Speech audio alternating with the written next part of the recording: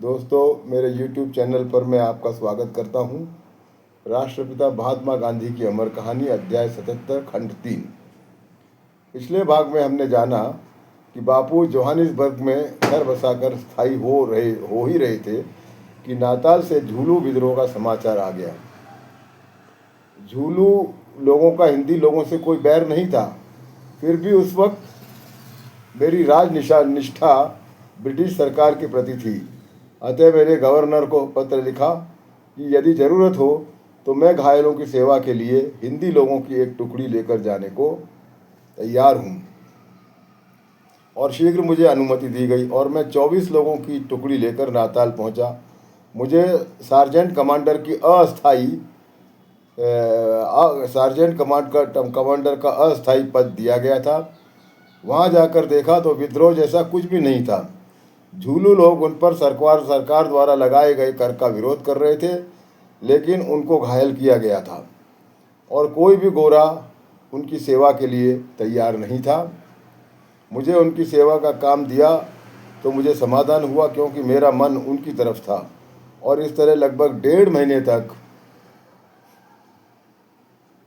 हमारी टुकड़ी ने यहाँ सेवा का काम किया। अब आगे आत्ममंथन। बापू लिखते हैं, झूलू युद्ध में मुझे बहुत अनुभव और विचार करने को मिला। बोर युद्ध जितना भयानक नहीं था, उससे ज़्यादा यह युद्ध भयानक था। ये युद्ध न होकर इंसान की शिकार की जा रही थी।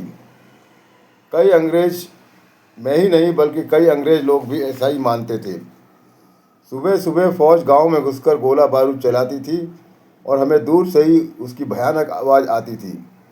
ऐसे में वहाँ रहना बहुत कठिन था, लेकिन दवा के घूंट की तरह मैं इसे पी गया।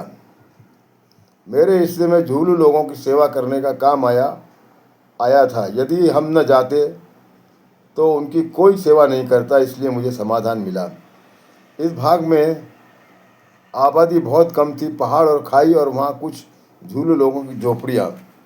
इन लोगों को जंगली लोग माना जाता था और वहाँ का दृश्य बहुत सुंदर था। बीलों तो आबादी दिखती नहीं थी। ऐसे में किसी घायल को लाते हुए अथवा वहाँ से आते हुए मेरा मन विचारों में खो जाता था। ब्रह्मचर्य के संबंध में मेरे विचार यहाँ परिपक्व हुए। मैंने अपने साथियों से इसकी थोड़ी चर्चा की। यदि ईश्वर को साध्य करना है तो ब्रह्मचर्य अनिवार्य है। यह मुझे उस वक्त स्पष्ट नहीं हुआ था, पर समाज सेवा के लिए ब्रह्मचर्य आवश्यक है, यह मुझे दिखने लगा था। मुझे लगने लगा था कि मैं यदि प्रजोत्पत्ति, भोग विलास और बाल संगोपान में लिप्त रहा तो मुझसे पूर्ण सेवा नहीं होगी। मैं 2 पत्थरों पर पैर रखकर नहीं चल सकता। इसी समय यदि मेरी पत्नी गर्भवती होती तो मुझे यह सेवा करते नहीं बनती थी। यदि ब्रह्मचर्य का पालन न किया तो कुटुंब वृद्धि समाज के संतुलित विकास के प्रयत्नों में बाधा बन जाएगी। इस तरह के विचारों के भंवर में मैं फंसा हुआ था। अतः ब्रह्मचर्य का व्रत ही ले लिया। इस विचार से मुझे आनंद हुआ और मेरा उत्साह बढ़ा। मैं इन्हीं विचारों में डूबा हुआ था कि खबर मिली कि विद्रोह का अंत होने वाला है और हमें छुट्टी मिलेगी।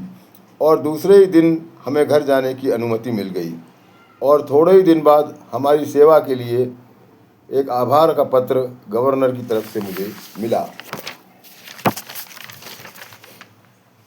फिनिक्स पहुंचने के बाद मैंने ब्रह्मचर्य के विचारों के बारे में छगनलाल, मगनलाल और वैश्य से चर्चा की। सभी को यह विचार पसंद आया और कठिन होने पर भी कुछ लोग इसमें सफल भी हुए, ऐसा मेरा विश्वास है। मैंने व्रत ले लिया कि यहाँ से आगे ब्रह्मचर्य का पालन करना, लेकिन फिर इसमें जो कठिनाइयाँ थीं उनके बारे में मुझे पता नहीं था। मनुष्य की मनुष्यता स्वेच्छापूर्वक आत्मसंयम करने में है। यही पशु और मनुष्य के बीच का अंतर है। धर्म ग्रंथों में ब्रह्मचर्य का जो महत्व बताया गया है वो अनुभव के आधार पर है और यथा योग्य है, ऐसा मुझे अब स्पष्ट दिख रहा था। ब्रह्मचर्य का अर्थ शारीरिक नहीं है। शारीरिक संयम तो ब्रह्मचर्य की शुरुआत है, पर शुद्ध ब्रह्मचर्य में विचारों की मलिनता भी नहीं होनी चाहिए। सपने में भी विचार कलुषित विचार नहीं आने चाहिए, और जब तक विकारी स्वप्न आते हैं तब तक ब्रह्मचर्य अपूर्ण है, ऐसा समझना चाहिए।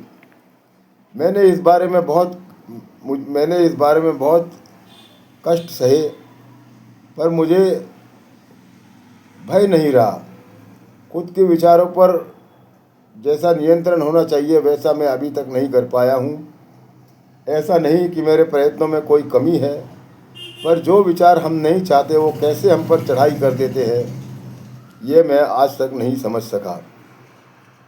विचारों पर नियंत्रण की चाबी मनुष्य के पास है, इसमें मुझे शंका नहीं है, पर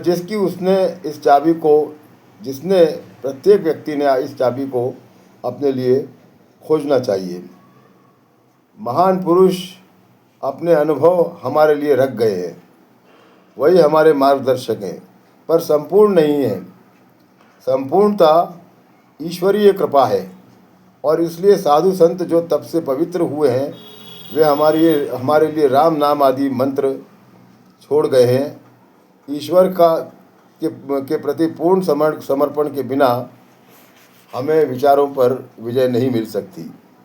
ये वचन मैंने धर्म ग्रंथों में पढ़े हैं, और उसका अनुभव मुझे पल पल हो रहा है। इसका थोड़ा बहुत इतिहास आगे आने वाला ही है। इस प्रकरण के अंत में इतना बता देना काफ़ी होगा कि उत्साह के जोर में मुझे इस व्रत का पालन आसान लगा, लेकिन व्रत का संकल्प करते ही एक परिवर्तन मैंने शीघ्र कर दिया। पत्नी के साथ सहशय्या और एकांत मैंने वर्जित कर दिया। इस तरह ब्रह्मचर्य का पालन इच्छा से या अनिच्छा से मैं ईस्वी सन 1900 से करता आया हूँ, और इसको एक व्रत के रूप में मैंने सन 1906 से इसका पालन मैं कर रहा हूँ। और यही अध्याय ये समाप्त होता है। अब आगे के अध्याय में हम देखेंगे। आपका बहुत बहुत धन्यवाद।